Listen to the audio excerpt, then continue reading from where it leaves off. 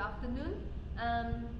We are here today to discuss about what will happen if the horse ate too much of apples. My name is Yi Xuero. My matrix number is 188519. This is Arina. This is Najwa. That one is Aziz. Beside Aziz is Fakri, Faiz, Anis, and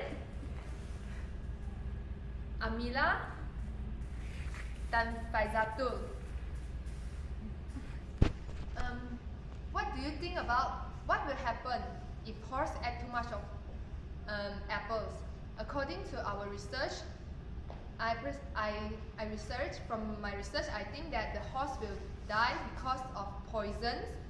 The apple, if the horse eat the apple together with the seeds contain toxic that will cause the death of the horse. 3. So, Amila will discuss about the chemical composition of an apple. Yes. In apple, it has dietary fibers such as cellulose, hemicellulose, and lignin. Apple has the highest cellulose than other fruits and vegetables. This cellulose and hemicellulose are the source of glucose for the horses. The relative content of the major cell wall sugars is represented by galactorenic acid, attributed to pectin, and glucose from cellulose and hemicellulose increases when during apple ripening. Pectin is a fiber found in all plant cell walls and tissue. Apples contain a high amount of pectin, providing a soluble fiber, which means it can be dispersed or spread in water.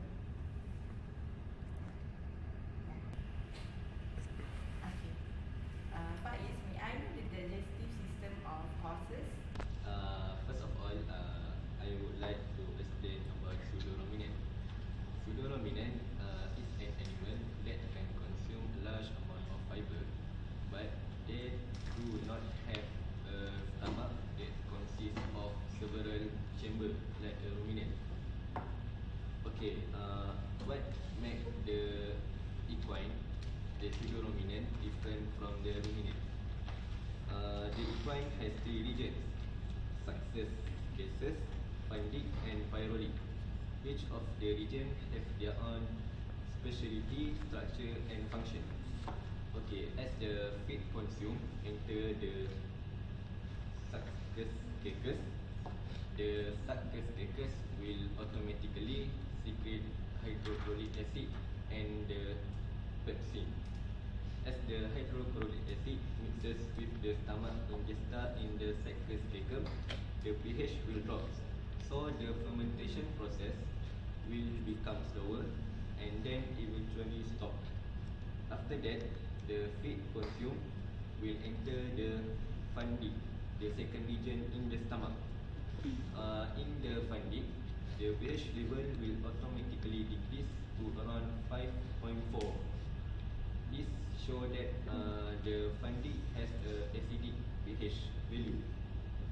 So the fermentation begin to halt, and pepsin and stomach acid begin to digest and degrade lipid and the protein contained in the feed.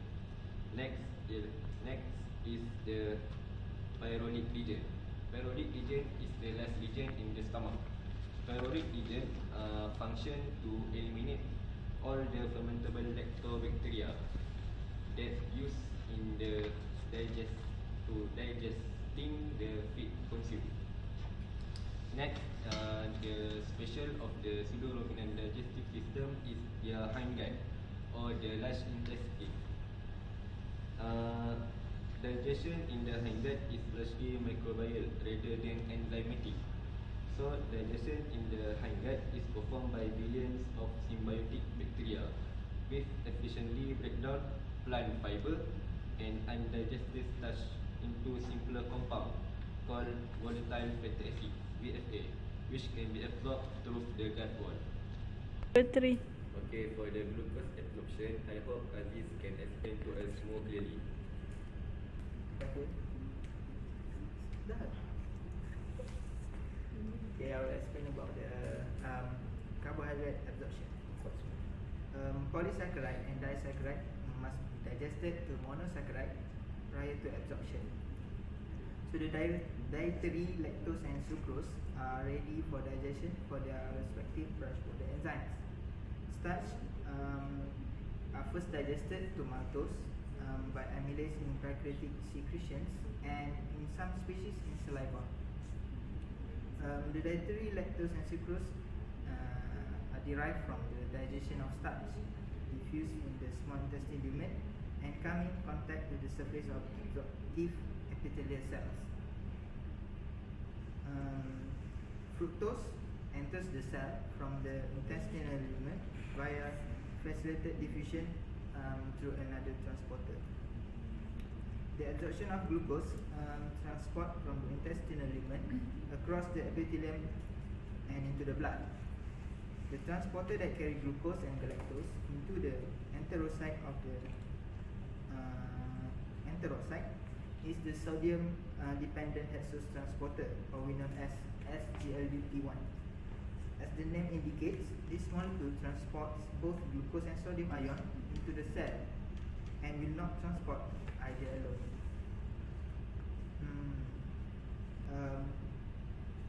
The fructose is not co-transported with sodium, but rather it is entered the enterocyte by the hexose transporter, which is GLBT5. That's all from me.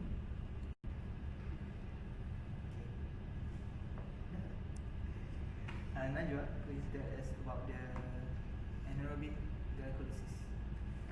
Okay, Najwa will explain about aerobic glycolysis.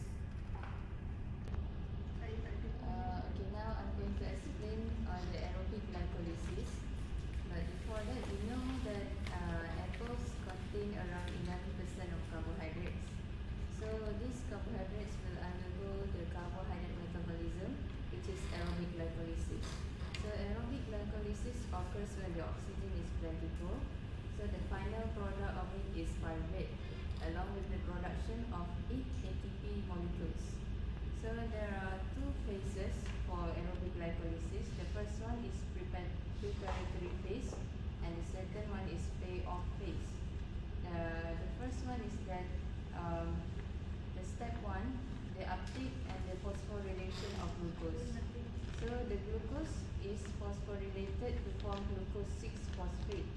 So the reaction is catalyzed by the specific enzyme, which is glucokinase, located in the liver cells, and by non-specific enzyme hexokinase in the liver and extrahepatic tissue. So the enzyme will split the ATP into ADP, and P is added onto the glucose. So going to the second step, which is isomerization of glucose 6-phosphate to fructose 6-phosphate. So this step, glucose 6-phosphate is isomerized to fructose 6-phosphate by phosphohexose isomerase. So going to the third step, which is phosphorylation of F6P to fructose 1,6-biphosphate. So fructose 6-phosphate is further phosphorylated to fructose 1,6-biphosphate. So the enzyme used is phosphofructokinase 1. It catalyzes the transfer of a phosphate group from ATP to fructose 6-phosphate. So this reaction is irreversible. And then the step 4 is the cleavage of the fructose 1,6-biphosphate. So the 6 carbon of fructose 1,6-biphosphate is cleaved into 3 carbon units. So one glyceraldehyde 3-phosphate, which is the gap, and another molecule of dihydroxyacetone phosphate, which is DHAP. So there are 2. So the enzyme which catalyzes the reaction is algolase. And going to the 5th step, which is the interconversion of the triose phosphates, which the gap is on the direct pathway of the glycolysis, whereas the DHAP is not. So hence the triose phosphate isomerase will convert the DHAP4 into the GAP, GAP, useful for generating ATP.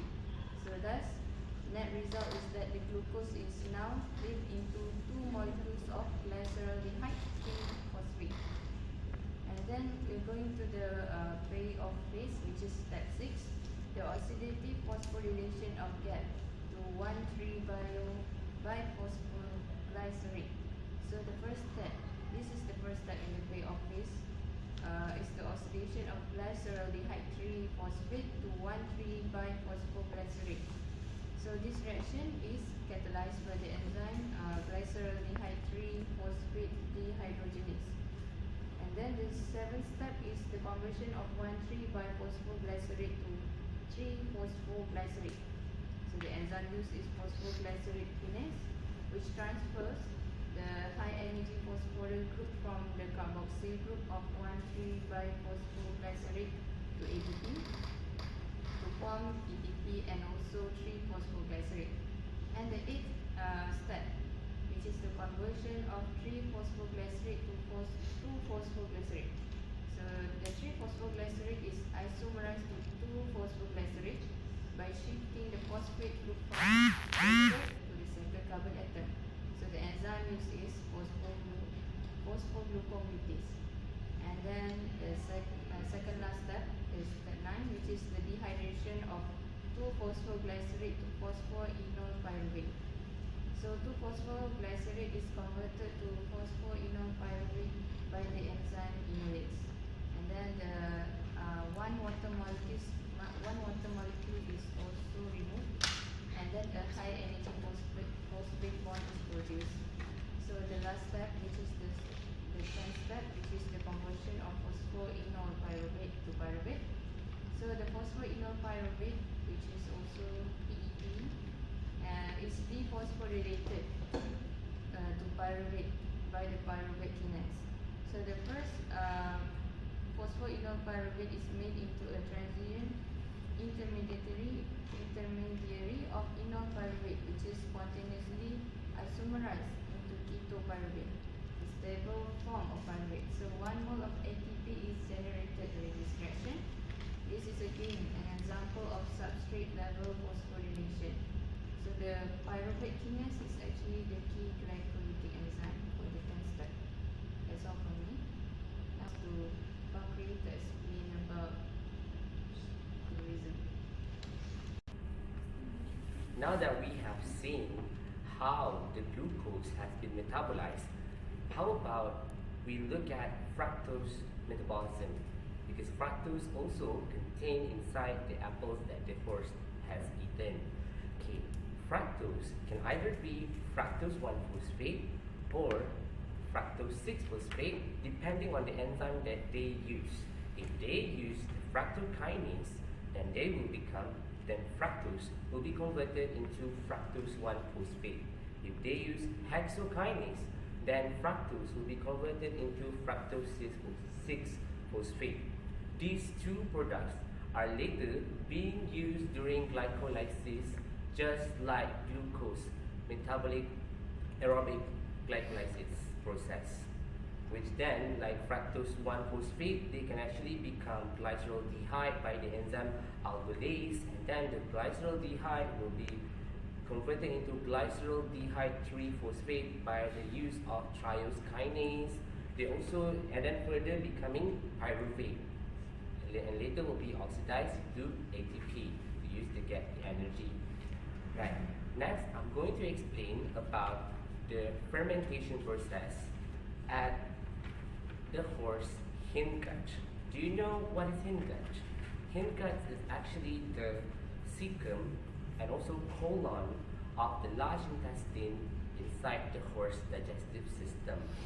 So here there are so many microbial fermentation process that has been taking place. So this process is actually used to create volatile fatty acids. These volatile fatty acids are actually produced in large quantities, and they are later absorbed through cecal and colonic epithelium cells and then distributed throughout the body, because the horse need that volatile fatty acids to generate energy other than glucose. And also in the hindgut, there was also fermentation process of the undigested material that has not been digested during absorption and digestion at the small intestine. So then the other things that they do not produce, like the microbial protein, there is no opportunity for the significant absorption of amino acids. That's why they cannot actually create the protein without the microbial activity. So the bacteria inside the hindgut and also the horse, they act as they have a symbiotic relationship between them, which are we call it commensalism or mutualism. I think it's mutualism because the horse provide food and also shelter for the bacteria, while the bacteria provide nutrients for the horse. And also the hindgut, other than they produce, the bacteria help them producing the volatile fatty acids, the hindgut also act as a reservoir of water and electrolytes, which are vital to sustain exercise performance. As we know that horses are used during hurdles or even race, I think it's racing, and which most, just like in our club, PEC or Putra Equestrian Club, they use a lot of horses, and the horses actually use this energy, this fatty acid to generate the energy if they don't have any glucose. So I think that is all from me. Thank you so much.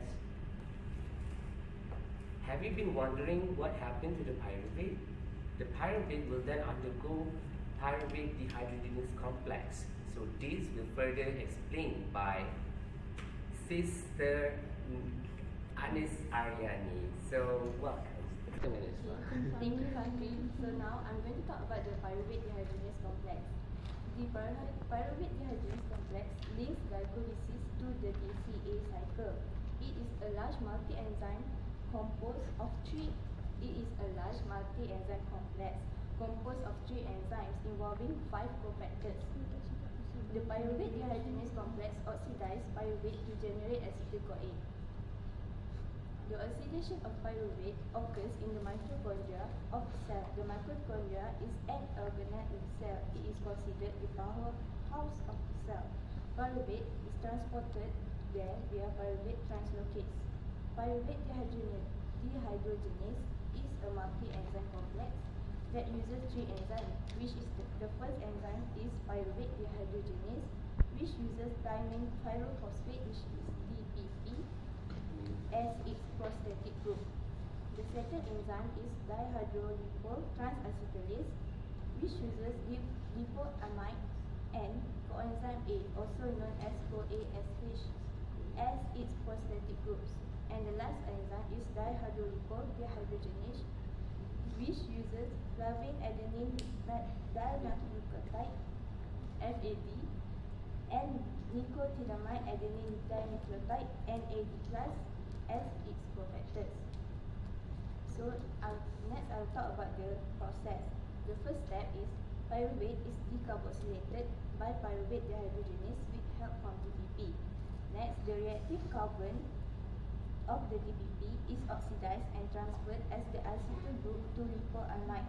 This forms hydroacetyl DPP, and hydrogen ion is required for the intermediate to give off carbon dioxide. Next, the second enzyme, which is the dihydrolipo transacetylase with cofactor lipoamide, oxidizes hydroacetyl to acetyl and then transfers acetyl to CoA, forming acetyl-CoA. Acetyl-CoA was made in the previous step, however, the process is incomplete. The second enzyme is still attached to the acetyl-CoA molecule. So, dihydrolipo dehydrogenase oxidizes the groups of the hydrolipoamide back to lipoamide. And the last step, as a side reaction, NAD+ becomes reduced to NADH. Okay. So the product of this reaction, which is acetyl-CoA, which will further goes into the mitochondria to undergo Krebs cycle. This Krebs cycle will then be explained by Arina. Okay, thank you Anis. Okay, I will explain more about Krebs cycle. Okay, we know that Krebs cycle has 8 steps. Okay, I will first explain the step 1. Okay, for the step 1, acetyl-CoA join with phospholacetate and releasing the CoA group and forming a citrate. For step 2, citrate is converted into its isomer, isocitrate. Okay, this step involves the removal and then the addition of water of molecule to cis-isonate. Isocitrate is consumed rapidly by the next step. Okay, for the step 3, isocitrate is oxidized and release a molecule of carbon dioxide forming alpha ketoglutarate. During this step, NAD+ is reduced to form NADH. Okay, for the step 4, alpha ketoglutarate is oxidized and forming the unstable compound succinyl CoA, then reducing NAD+ to NADH and release a molecule of carbon dioxide in the process. Okay, for the step 5, succinyl CoA has cluster bond with a very negative free energy of hydrolysis. The hydrolysis of cluster bond leads to the formation of the phosphate bond with inorganic phosphate, and then the phosphate group transfer to the ADP to make ATP. Okay, the 4 carbon molecule is produced in this step is succinate. Okay, for the step 6, succinate is oxidized and forming another 4 carbon molecule called fumarate. In this reaction, 2 hydrogen atoms with their electron are transferred to FAD and producing FADH2. Succinate dehydrogenase, which catalyze this step, embedded in the inner membrane of the mitochondria, so FADH2 can transfer its electron directly into the electron transport chain. Okay, for the step 7, water is added to the fumarate, convert it to L-malate. Because state formalate is not recognized by the fumarate. For the last step, phospholacetate, phospholacetate, which are the starting 4 carbon compound, is regenerated by oxidation of malate. Another molecule of NAD+ is reduced to NADH in this step. And can you explain more about the Krebs cycle? Yes, Arina, I will explain more about Krebs cycle, which is regulation of citric acid cycle and the citric acid cycle enzyme. Okay, first of all, the prime control of the citric acid cycle is the availability of NAD+ molecules, and the amounts of NAD+ and NADH are controlled by the processes of the electron transport chain and the oxidative phosphorylation. And during the low levels of oxygen, the ETC process is inhibited, which results in the accumulation of NADH. Due to this, there is a reduction in the amount of NAD+ available for the Krebs cycle. So, the more the availability of the oxygen, the more process of citric acid cycle takes place. Okay, next, the enzymes that electrically control the Krebs cycle are the isocitrate dehydrogenase and alpha ketoglutarate dehydrogenase. The acetyl-CoA production is also another limitation of the cycle.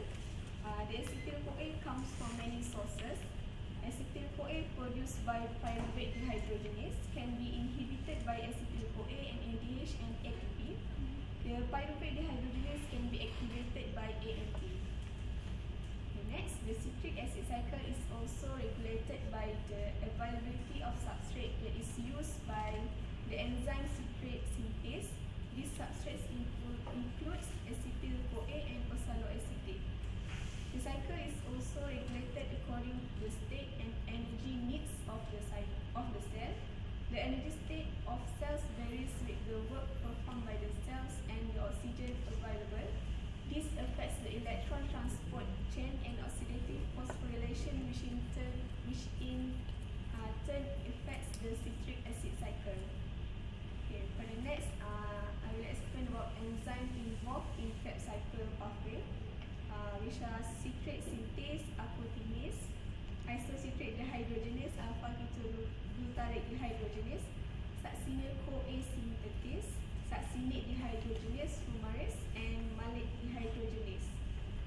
Okay, for citrate synthase, it stands as a pacemaker in the first step of the citric acid cycle.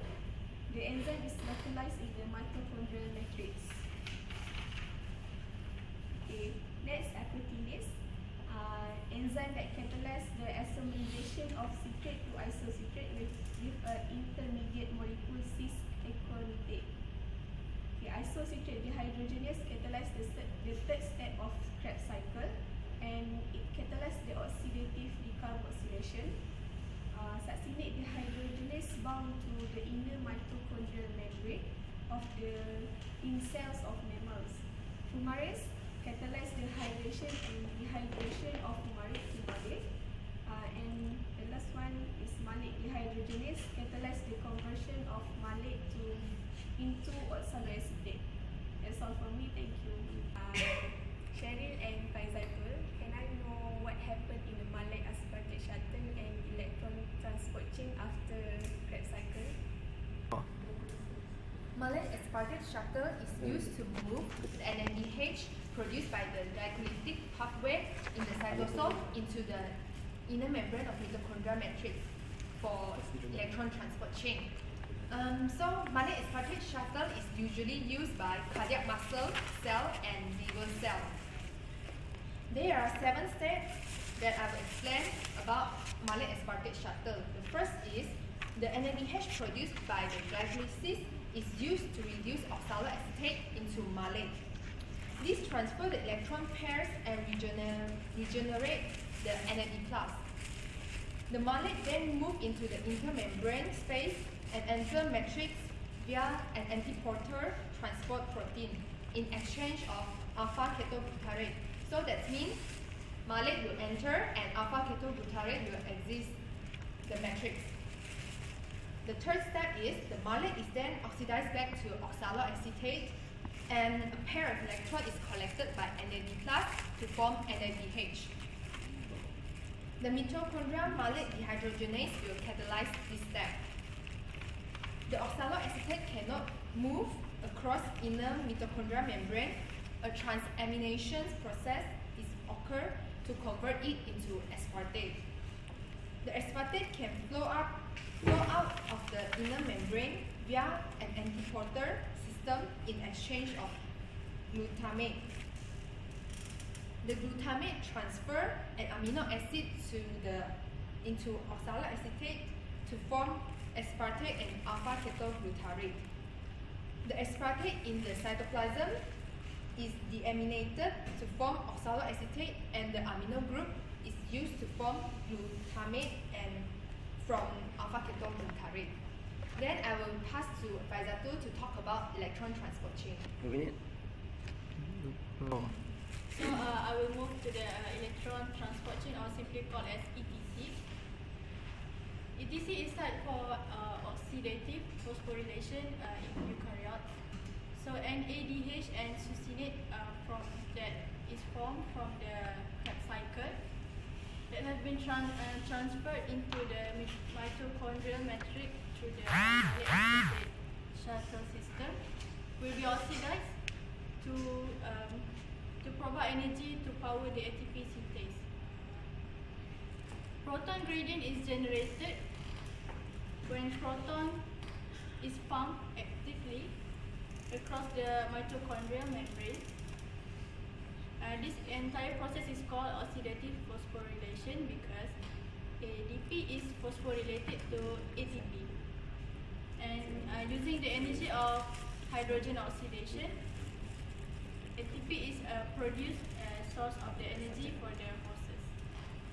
That's all for the ETC. Thank you.